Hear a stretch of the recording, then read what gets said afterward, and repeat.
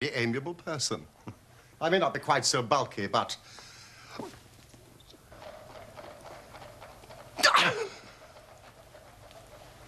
Fancy his having the insolence to confound me with the official detective force. This incident gives zest to our investigation.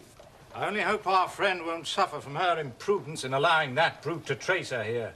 One thought keeps nagging at me, Watson. Roylett's professional life in India.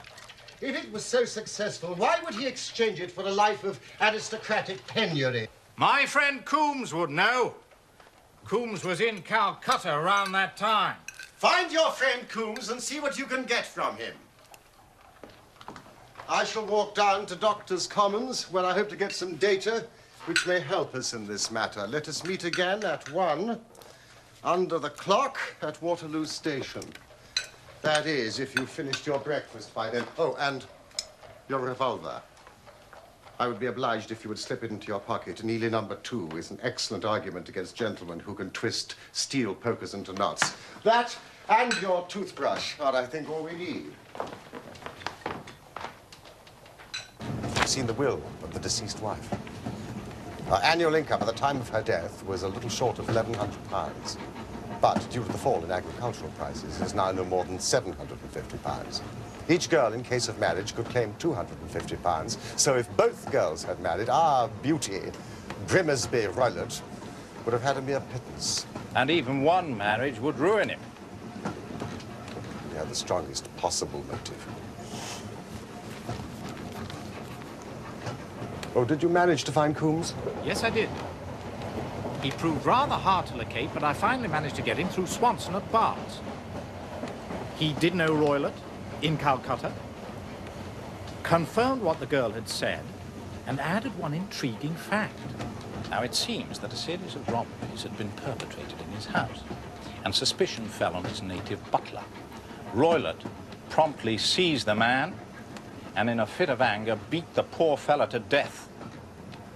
Narrowly escaped a capital sentence, but suffered a long term of imprisonment and returned to this country a morose and disappointed man. Ah, Watson. It's a wicked world. And when a clever man turns his brain to crime, it's the worst of all.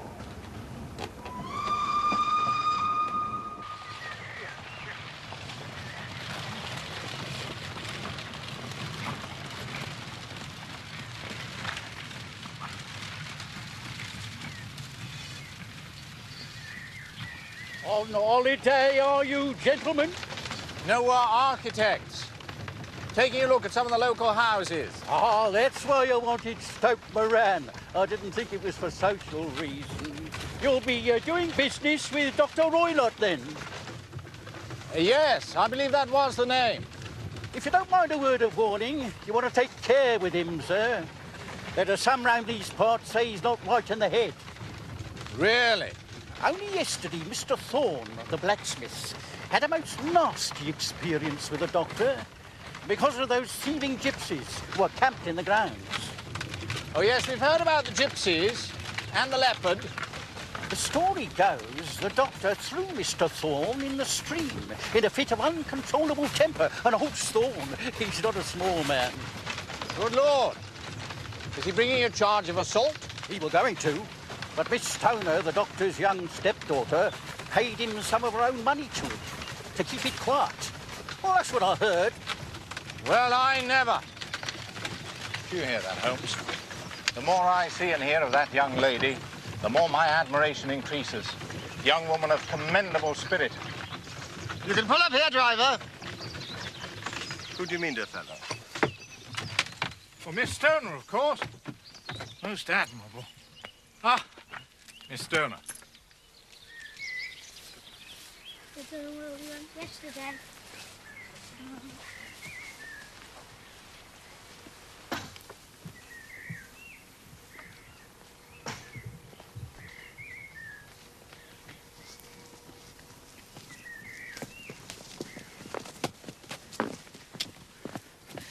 All has turned out splendidly. Dr. Roylott has gone to London and he won't be back before the evening. But we have already had the pleasure of Dr. Roylott's acquaintance. Good Has he followed me? Yes. He turned up just after you left, but Holmes sent him off with a flea in his ear. He's so cunning, I never know when I'm safe from him. Well, then he must guard himself. Or he may find someone more cunning than himself upon his track. Shall we? Holmes, don't you think we ought to get Miss Stoner away from here tonight? What, an aroused suspicion? But if he's violent... We shall be here.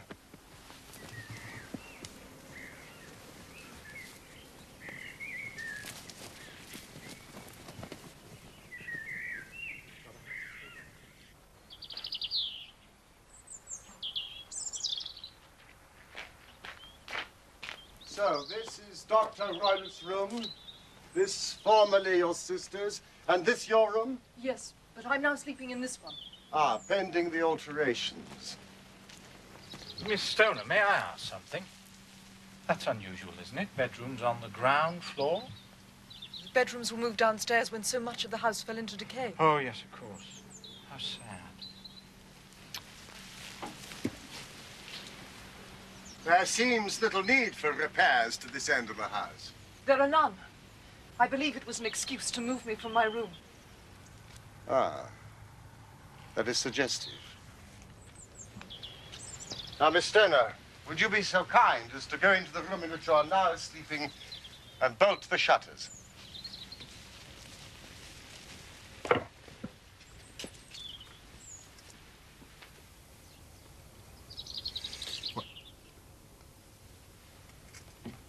What are you doing, Watson?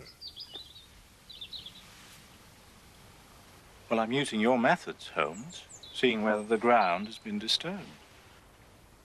And what have you come up with? Your footprints, I believe.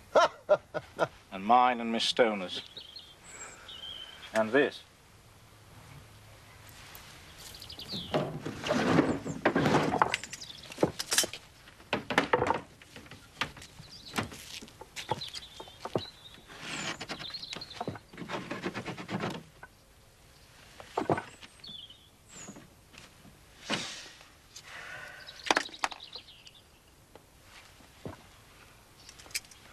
No one could pass these if they were bolted.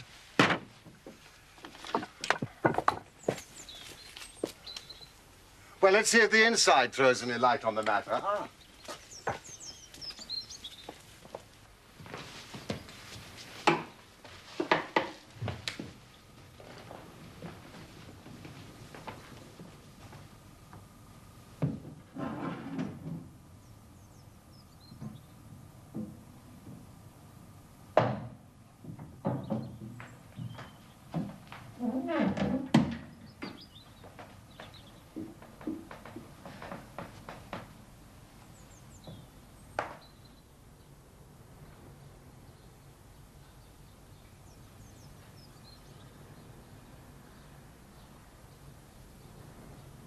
Where does that bell communicate with?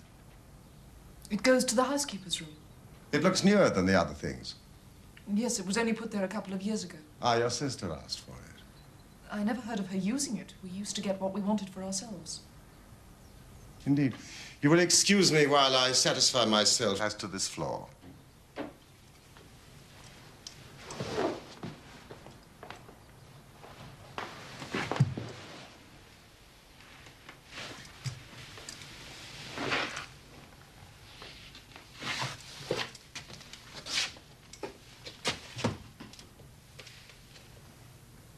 It doesn't ring.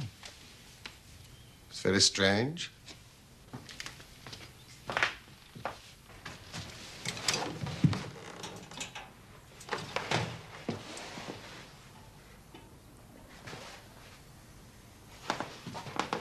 A ventilator into another room. You mean when it might have communicated with the outside air? That is also quite modern. Indeed. Miss Stoner, with your permission, we will now carry our research to Dr. Royler's chamber.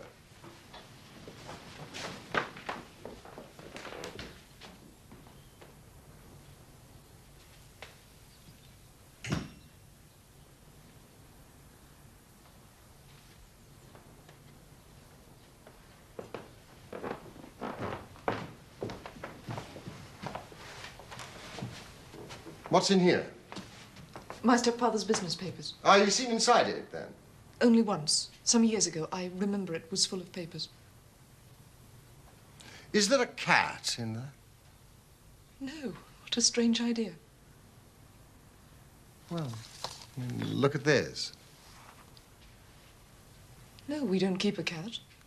Ah, well. A leopard is a large cat, after all. Yes, but a saucer of milk wouldn't go far in satisfying a leopard. Leopard is kept on a leash, is it?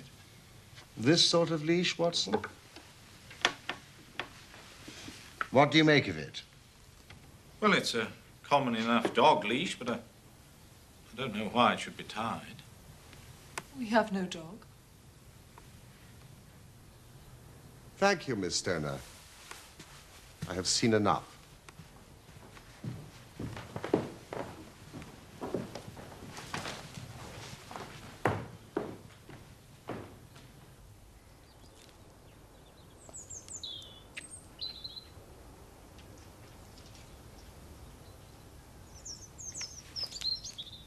I was going to ask if you'd like some tea.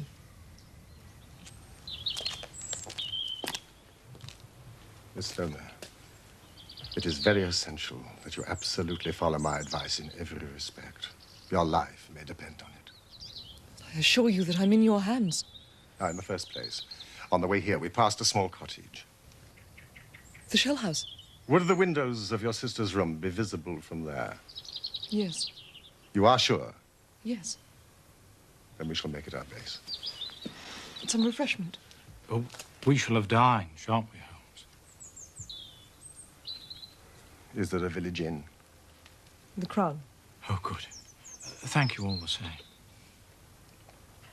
Now, Miss Stoner, when your stepfather returns, you must confine yourself in your room on pretense of a headache.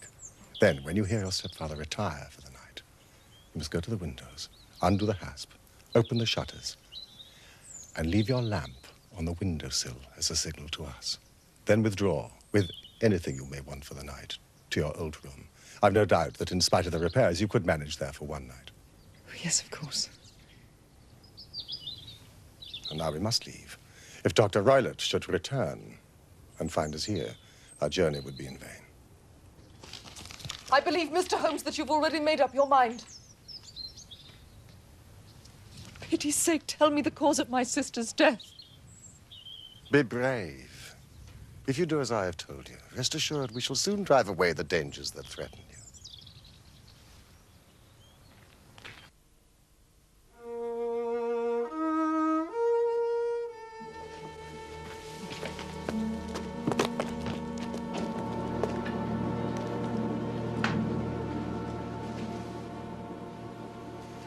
Yes, it is a clear view.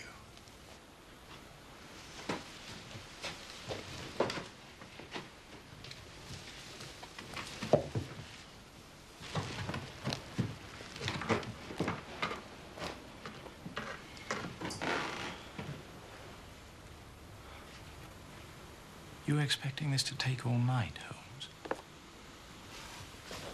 It's possible. Anything's possible.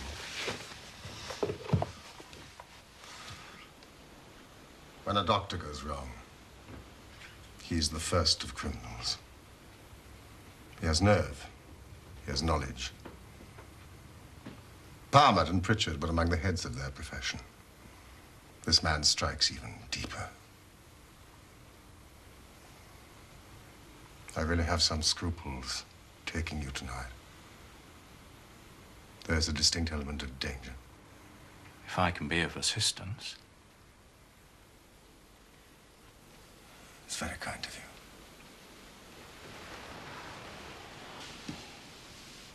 you.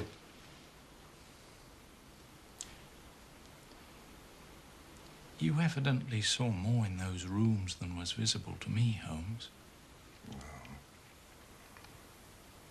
But I probably deduced a little more. Do you remember Miss Stoner said that her sister could smell Dr. Roylott's cigar? Well? The ventilator. a ventilator made, a cord hung, and a woman who lies in the bed dies. I can't see any connection. Did you notice anything peculiar about the bed? It was clamped to the floor.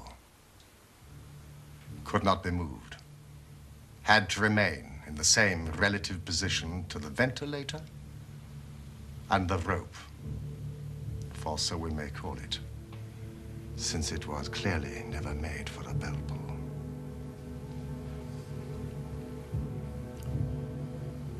I begin to see dimly what you're driving at.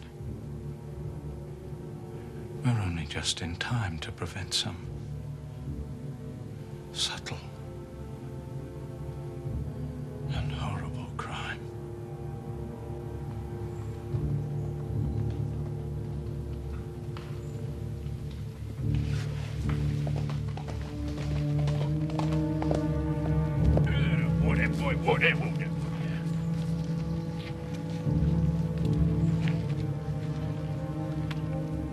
Have a look at that. Yep. Tonight.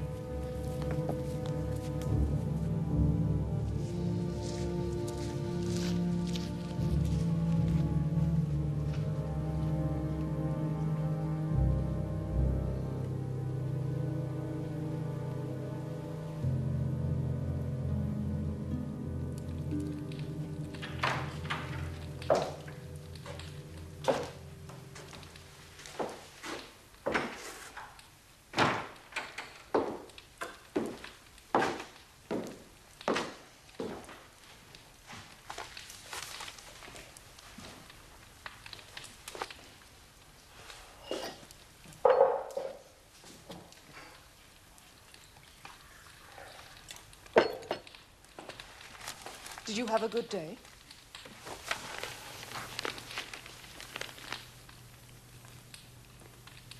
Not without interest. Where did you get to this morning? I decided to go to town too. I had some shopping to do for the wedding. You knew I was going up. We might have traveled together. I left early. Yes, I know you did. So that I should be back by lunchtime. I had some things to do here this afternoon. My trip was a whim.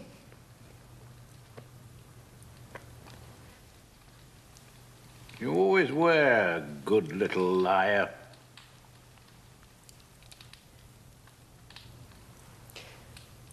Will you excuse me? I have a terrible headache.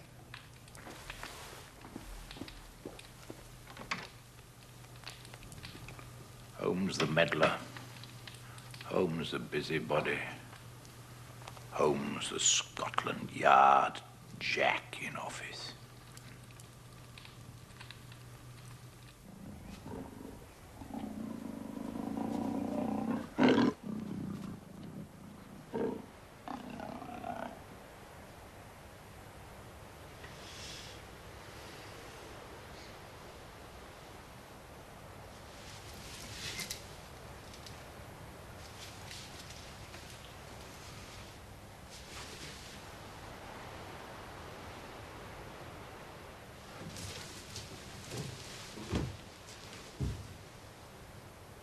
The signal.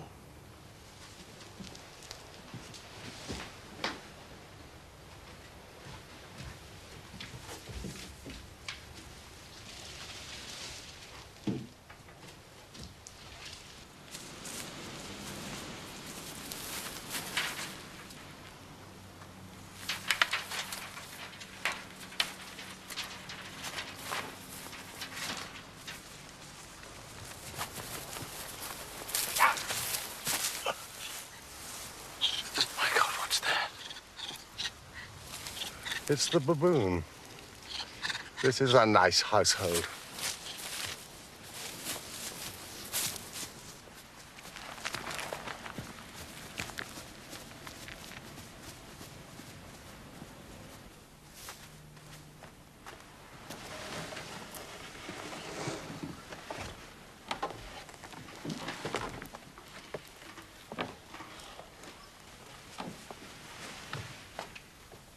must sit without light.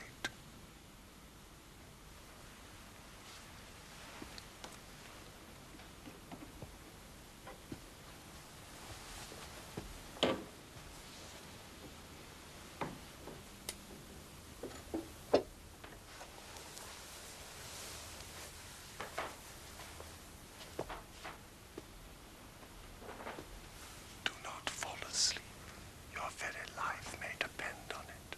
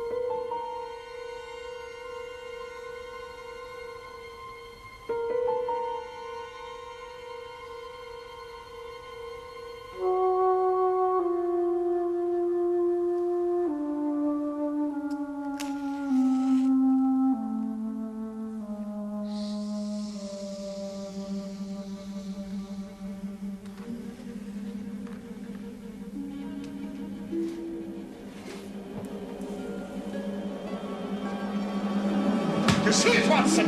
You see it?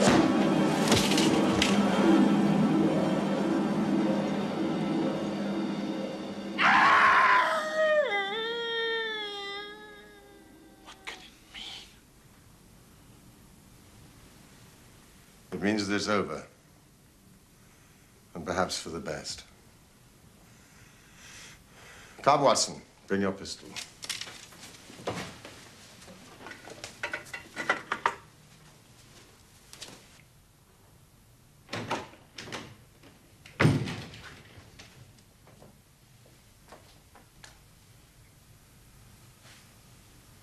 It's the band, the speckled band.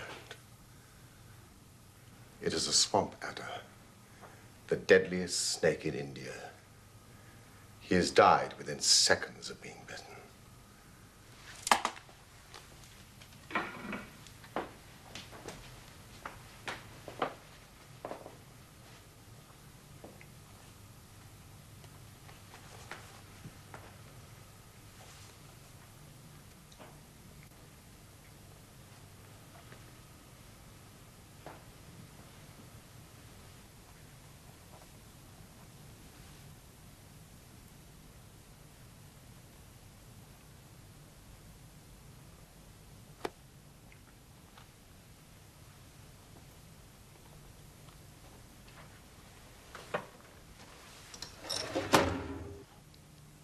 Violence does, in truth, recoil upon the violent. And the schemer falls into the pit which he digs for another. The idea of a snake occurred to me when I coupled it with the knowledge that the doctor was furnished with a supply of creatures from India. A form of poison, Rapid and lethal. which couldn't possibly be discovered by any chemical test. It might or might not bite the occupant of the bed. She might escape every night for a week, but sooner or later, she must fall a victim. Oh, my poor Julia. The doctor had trained the snake, probably with the milk, to return at the sound of a whistle. The very whistle which you and your late sister heard. My inspection of the chair in Dr. Roylett's room had shown that he had been in the habit of standing upon it to reach the ventilator. Last night when I attacked the snake and drove it back through the ventilator, I roused its snakish temper, causing it to turn upon the next person that it saw. Dr. Grimmersby Roylott. So you, Holmes, were indirectly responsible for his death. I cannot say that it is likely to weigh very heavily on my conscience.